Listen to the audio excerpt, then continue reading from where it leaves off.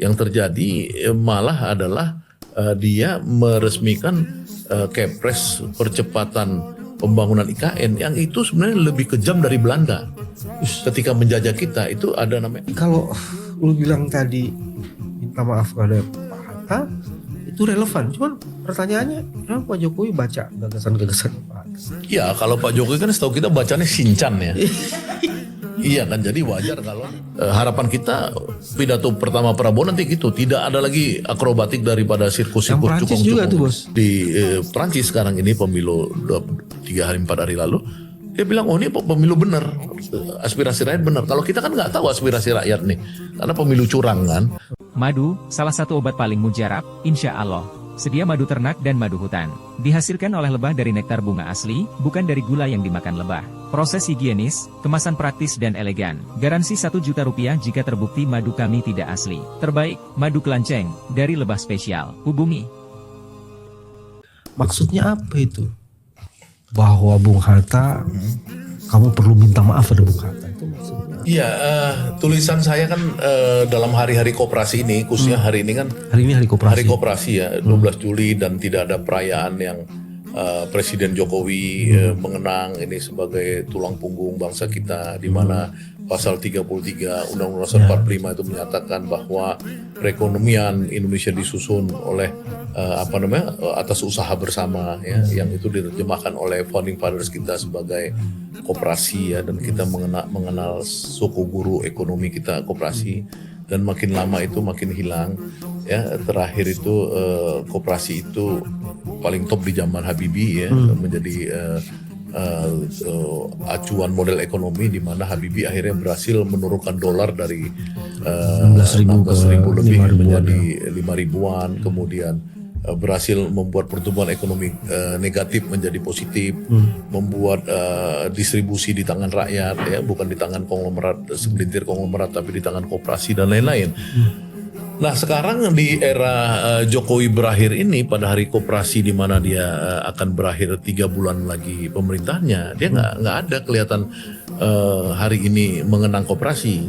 Yang terjadi malah adalah dia meresmikan Kepres percepatan pembangunan IKN yang itu sebenarnya lebih kejam dari Belanda. Ketika menjajah kita itu ada namanya agraris wet dulu, dan sugar wet, gula. Jadi undang-undang gula dan undang-undang agraris itu tanah itu hanya boleh 75 tahun itu juga orang marah dulu zaman itu. Nah sekarang zaman Jokowi ini boleh 190 tahun pengusaha menguasai tanah sebanyak-banyaknya malah ya kan. Itu kan gila, itu artinya kan memberikan kepada suatu kapitalis besar yang kalau dia mau menjajah Indonesia dia dikuasain aja sama dia. Nah ini kan undang-undang Kepres Sinting sebenarnya ya kan. Nah itulah sebenarnya kontrasnya antara Bapak Bung Hatta ini sebagai pejuang kemerdekaan kita, proklamator kita ya, dengan Jokowi ya yang tidak punya nasionalisme, idealisme, dan hanya merusak bangsa ini gitu loh. Yang kita saksikan pada hari ini. Itu dalam tulisan saya itu, mohon maaf lah kepada Bung Hatta ya, tapi memang dalam tulisan saya itu lebih spesifik lagi. Sebelum yang hari ini itu kan Jokowi memberikan seorang konglomerat untuk menguasai seratusan ribu lahan-lahan dikosongkan di pantai utara Jakarta sampai Banten. Itu kan juga sebuah kejahatan besar. Sebenarnya ada 3 isu yang terintegrasi jadi satu. Pertama, kekuatan ekonomi yang berbasis koperasi tidak dijadikan dasar. Kedua, suka atau tidak suka kita masih negara agraris loh. Negara agraris itu kan memberikan keleluasaan harusnya kepada petani untuk memiliki hak.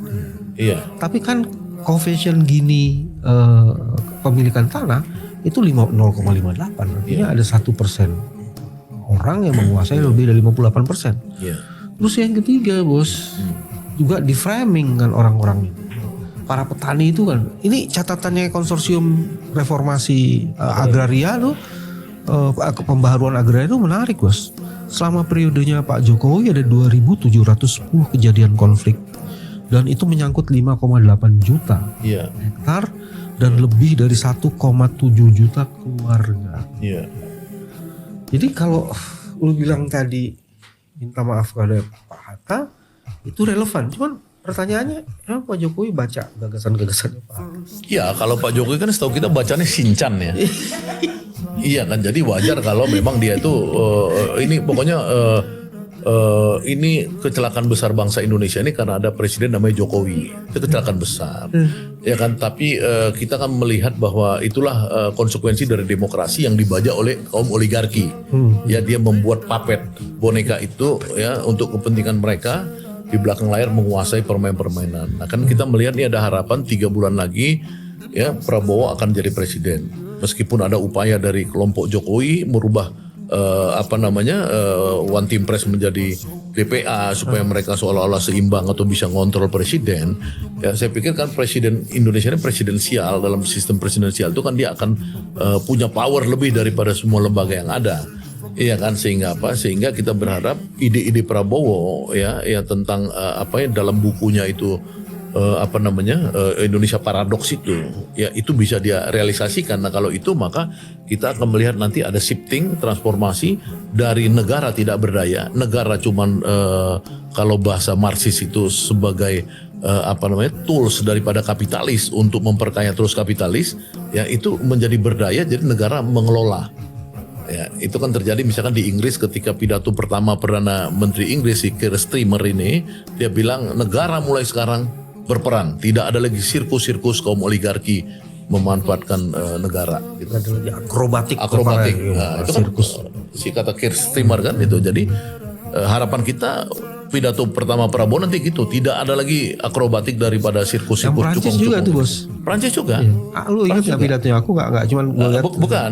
Prancis ini kan menangnya itu menang parlemen nih. Iya. Parlemen ya. Tapi kan parlemen itu sudah artinya kalau di masyarakat yang pemilunya tidak curang, aspirasi itu penting sekali. Itu sampai Perdana Menteri Macron itu langsung buat surat pengunduran diri.